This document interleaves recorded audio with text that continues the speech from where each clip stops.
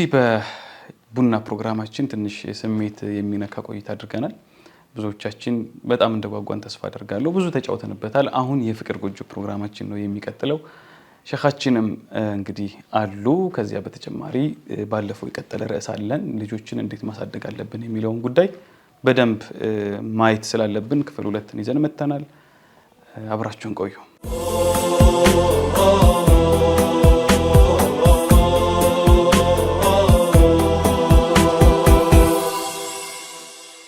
የፍቅር ጎጆ ፕሮግራማችን እንግዲህ ሼኻችን ጋር ሻያችንን አፍልተን መጥተናል፣ ተመልሰናል። ዛሬም እንደተለመደው የተለያዩ ርዕሶችን ሁሌ እናነሳለን። አዳዲስ ርዕሶችን ለሰዎች ጠቃሚ ናቸው፣ ያስተምራሉ ብለን የምናስባቸውን ርዕሶች ነው የምናነሳው። ያው ኢንሻአላህ ድራማችን ወደፊት ይቀጥላል ብለን እናስባለን። እስከዚያ ድረስ ግን ያው ሼኻችን ጋር ሻያችንን እየጠጣን ያው ፕሮግራማችን የሚቀጥል ይሆናል ማለት ነው። ዛሬም እንደተለመደው የምናነሳው ባለፈው ያነሳነው ርዕስ ነበረ። ያው በጣም ሰፊ ርዕስ ስለሆነ ፓርት 2 ያስፈልገዋል በሚል ዛሬም ከዛው ርዕስ የምንቀጥል ይሆናል። ያው ልጆችን እንዴት ማሳደግ አለብን የሚለውን ጉዳይ ስለጀማመር ነው ሼኻችን ጋር ማለት ነው። እንግዲህ ሻዩን ማይዳት ቀዳልናለች። ከዛ በፊት ግን ሼኻችን እንኳን ደህና መጣችሁ። መርሐባ። አሁን መድረኩ ያንቺ ነው እንግዲህ። እሺ አንተ ደግሞ ቁርስ አሲስ። ቢስሚላህ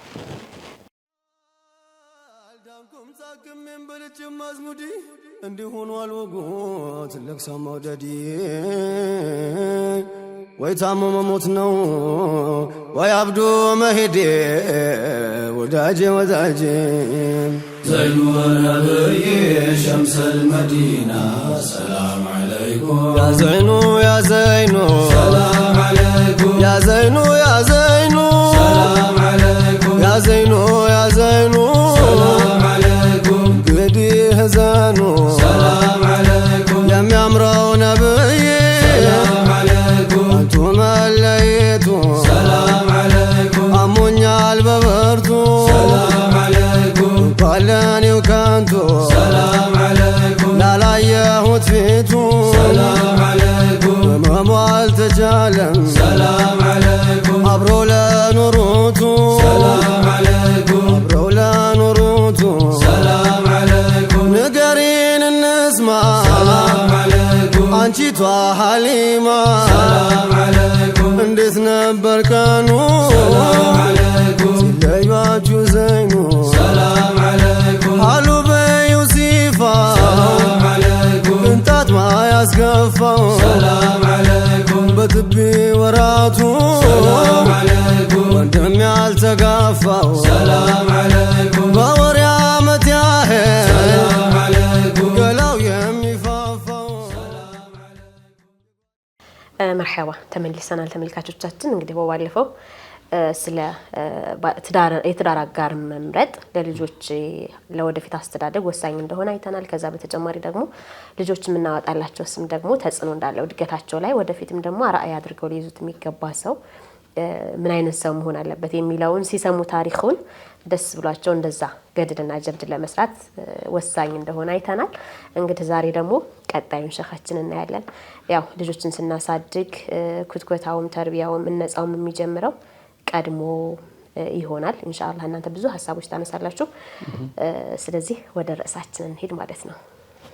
مرحبا بسم الله الرحمن الرحيم الحمد لله وصلى الله وسلم وبارك على سيدنا ومولانا محمد رسول الله وعلى آله وصحبه ومن والاه أما بعد እንግዲህ ያው ባለፈው እንዳየነው ልጆችን ለማሳደግ ቅድሚያ መሰረቱ ላይ መሰራት እንዳለበት የወንዱ ማን አባት ሚስት የምትሆነውን እንዴት አድርጎ መምራት እንዳለበት፣ በተመሳሳይ ሁኔታ ሚስትም ወደፊት የልጆቹ አባት የሚሆነውን ባሏን እንዴት አድርጋ መምራት እንዳለበት ተወሰነ መልኩ አይተናል። እንግዲህ ልጆችን ተርቢያ የማድረግ ላይ ልጆችን በመልካም ስነ ምግባር ቀርጾ ለማሳደግ የወላጆች ኃላፊነት በጣም ከባድ ከመሆኑ ጋር በተለይ ደግሞ እናቶች ላይ ሸክሙ ትንሽ ከበድ ይላል። ምክንያቱም አባት ብዙ ጊዜ የሚያሳልፈው ውጭ ነው፣ ቤት የተወሰነ ሰዓት ነው በስራ ቢዚ ስለሚሆን ማለት ነው። እና አብዛኛውን ሰዓት ግን ልጆች በተለይ ህፃናቶች ብዙውን ጊዜያቸውን የሚያሳልፉት ከእናታቸው ጋር ነው። ስለዚህ እናት ልጆቹን ተርቢያ በማድረግ እነሱን በማነጽ ትልቁ ኃላፊነት የእሷ ነው ማለት ነው። እና ብዙዎቹን ታላላቅ አኢማዎችን ስንመለከት በእናታቸው ተጽዕኖ ነው ትልቅ ደረጃ ላይ ሊደርሱ የቻሉት ማለት ነው። ለዚህ ምን ይላሉ? አልኡሙ መድረሰቱን ኢዛ አዕደድተሃ አዕደድተ ሸዕበን ጠይበል አዕራቂ ይላሉ። እናት ትምህርት ቤት ናት ለልጆቿ ማለት ነው። ስለዚህ እናትን ብቁ ካደረካት፣ በደንብ አድርገህ ካዘጋጃት ቀጣይ ያማረ የሆነ ማህበረሰብን አዘጋጅተሃል፣ ገንብተሃል ማለት ነው ይላሉ። እናት ላይ ስራ ከተሰራ ቀጣይ የሚመጣው ትውልድም ያማረ ትውልድ፣ ያማረ ህዝብ፣ ያማረ ማህበረሰብ የሚገነባው ከቤት ስለሆነ ያን ደግሞ ኃላፊነት የምትወጣው እናት ናት። እና እናቶች ቅድሚያ ባል የሆነ ሰው እናት ላይ ሚስቱ ላይ ትልቅ ስራ መስራት አለበት፣ ትልቅ መሰረት መጣል አለበት። ከዚያ ደግሞ እናት ደግሞ ልጆቿን በሚያምር ስነ ምግባር እስላማዊ በሆነ አዳብ የማሳደግ ኃላፊነቷን ትወጣለች ማለት ነው። እና ኢዛ ضاعت المرأة ضاع البيوت وإذا ضاع البيوت ضاع الأولاد وإذا ضاع الأولاد ضاع المجتمع ይላል። ሴት ከጠፋች፣ ሴት ከተበላሸች ቤት ሙሉ በሙሉ ይበላሻል፣ ቤት ይጠፋል። የቤቱ መሰረት እሷ ስለሆነች ማለት ነው።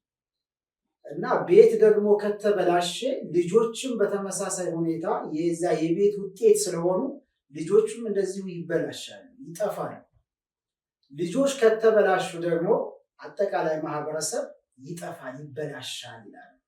ስለዚህ መሰረቱ ከላይ ከእናት ላይ ስራ መሰራት አለበት። እናት አላህን ፈሪ ከሆነች፣ ሷሊሓ ተቅያ ከሆነች ልጆቿን በተመሳሳይ ሁኔታ እንደዚያ ሆነው ነው የሚያድጉት።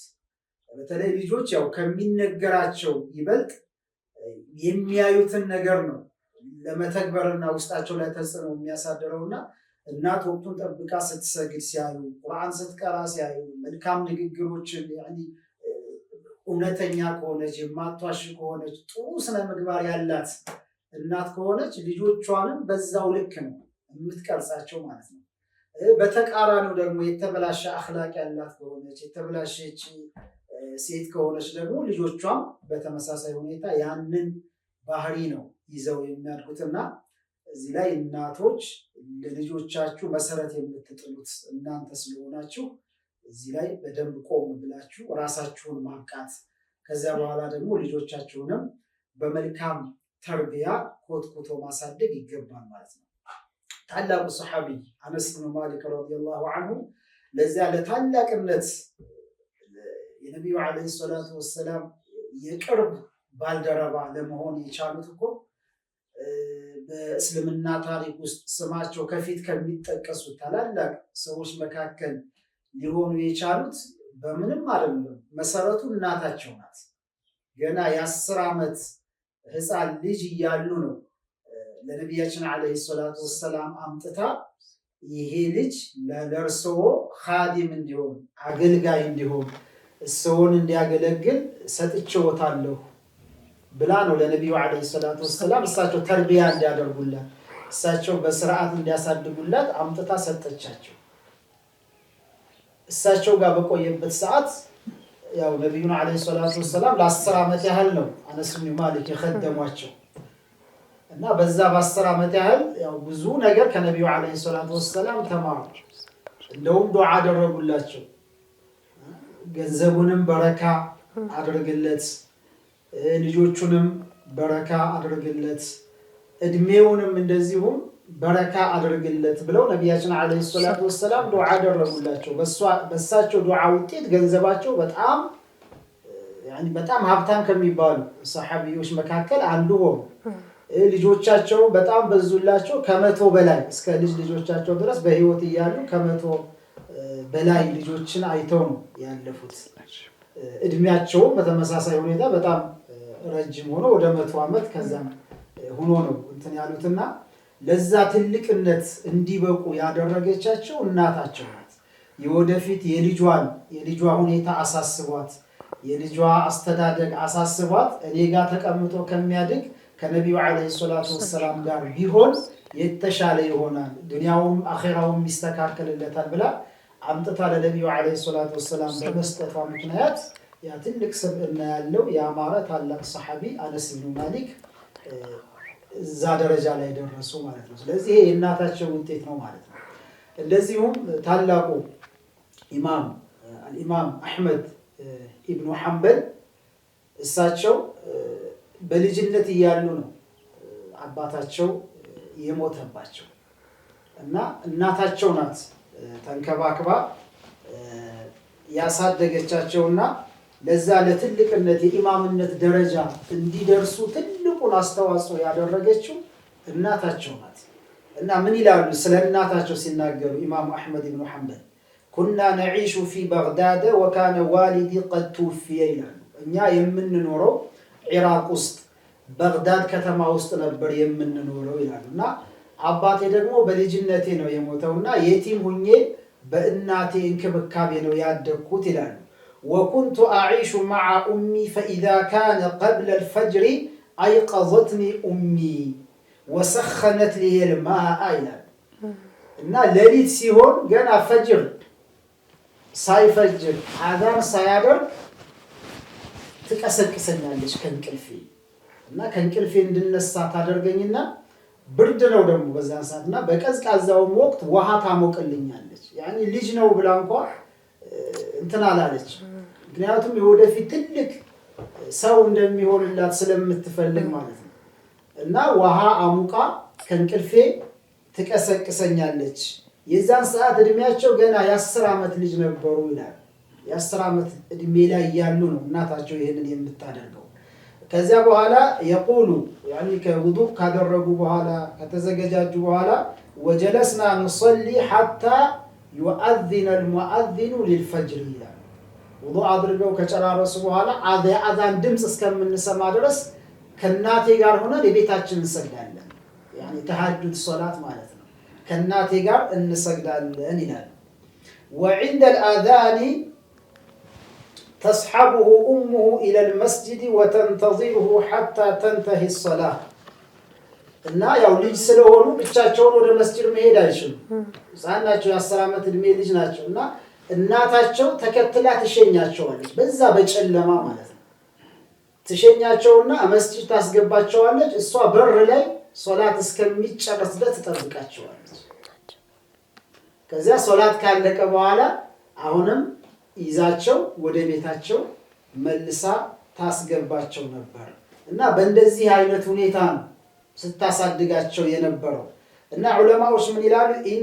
ኢነ ሊኡም الإمام أحمد من الأجر مثل ما لابنها ይላል። የኢማሙ አሕመድ ኢብኑ ሐንበል እናት የምታገኘው አጅር የምታገኘው ተዋብ ልክ ልጇ የሚያገኘውን ያህል እኩል ታገኛለች። እዛ ደረጃ ላይ እንዲደርሱ ያደረገችው እሷ ስለሆነ ይችላል። እንግዲህ ገና ከህፃንነታቸው ጀምሮ በተርቢያ አሳድጋቸው ከዛ በኋላ እድሜያቸው ደግሞ ብሉግ ከደረሰ በኋላ ወደ ሌላ ሀገር ሄደው ዒልም እንዲገበዩ ዒልም እንዲማሩ ዕውቀት ፍለጋ ደግሞ ወደ ሌላ ሀገር ላከቻቸው እና እዛ ታላቅነት በተቅዋም በዒልምም በዙህድም በጣም ትልቅ ደረጃ የደረሱ ኢማም ናቸውና እዛ ደረጃ ላይ እንዲደርሱ ያደረገችው የመጀመሪያው እናታቸው ናትና ለዚህ ደረጃዋ ከአላህም ዘንድ የምታገኘው አጅር ከባድ ነው የሚሆነው ማለት ነው። ኢማም አሕመድ ኢብኑ ሐንበል እንደምናውቀው የአንድ መዝሃብ የሐንበሊ መዝሃብ መስራች ናቸው። ታላቅ ኢማም ናቸው። ሙስሊም ሆኖ ኢማም አሕመድን የማያውቅ የለም። እዛ ደረጃ ላይ እንዲደርሱ ያደረገቻቸው ይቺ እናታቸው ናት ማለት ነው። እንደዚሁም በተመሳሳይ ሁኔታ ታላቁ ኢማም الشيخ عبد القادر الجيلاني እሳቸውንም እዚህ ትልቅ ደረጃ እንዲደርሱ ያደረገቻቸው እናታቸው ናቸው። እሳቸውም አባታቸው ወዲያው እንደተወለዱ ነው አባታቸው የሞተው። በየቲምነት ነው ያደገው።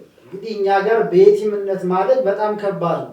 ያኔ አባት ያላሳደገው ልጅ ሴት ያሳደገው ልጅ ምናምን ብለን ነው እኛ የምንተቸው። ግን ሴቶች ያሳደጓቸው ልጆች ትልቅ ደረጃ የደረሱ በርካታ ታላላቅ ሰዎች አሉ በኢስላም ታሪክ ውስጥ ስናይ ማለት ነው። እና እንደዚሁም አብዱልቃድር አልጀይላኒ ረዲየላሁ ዐንሁ ወአርዳህ እሳቸውም ገና ከህፃንነታቸው ጀምሮ እናታቸው በጣም አላህን ፈሪ ተቅያ የነበረች ሴት ስለሆነ ሷሊሃ ስለነበረች እሷም በተርቢያ በእስላማዊ አዳብ ተኮትኩተው እንዲያድጉ ነው ያደረገቻቸውና ለዛ ለትልቅ ደረጃ እንዲበቁ ያደረገቻቸውም እሷ ናቸው። እና ወደ ዒልም ፍለጋ በሚሄዱበት ሰዓት እናታቸው በአቅራቢያቸው ሆነው እንዲማሩ ነበር የምትፈልገው።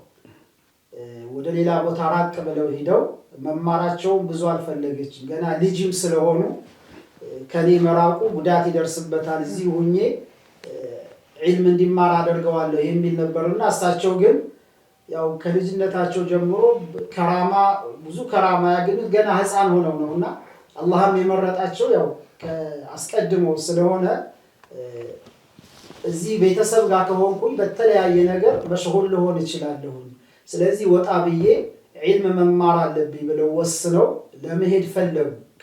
ከሰዎች ጋር ሆነው ማለት ነው፣ ጀማዓዎች ጋር ሆነው እና እናታቸውም ያው የሚያስፈልገውን ነገር ልብሳቸውን ምናቸውን አዘጋጀችላቸው። እንደዚሁም ደግሞ ስንቅ የሚሆናቸው መንገድ ላይ የሚበሉት ምግብ አዘጋጀችላቸው። ከዚያ በኋላ 40 ዲናር ገንዘብ ሰጠቻቸውና በልብሳቸው ውስጥ ሌባ ዘራፊ መንገድ ላይ ስላለ እንዳይዘርፋቸው ደብቃ ልብሳቸው ውስጥ አስቀመጠችላቸውና ወአውሰቱ ቃኢለተን ያ ቡነየ ኢያከ አን ተክዚበ ፈኢነል ሙእሚን ላ የክዚብ አለቻቸው። ልጅ ሆይ አለቻቸው፣ አደራህን አሁን አደራ ኑዛዜ ልነግርህ ነው፣ በጭራሽ ውሸት የሚባል አደራህን እንዳትዋሽብኝ፣ ምክንያቱም ሙእሚን የሆነ ሰው በፍጹም አይዋሽምና እንዳትዋሽ አለቻቸው።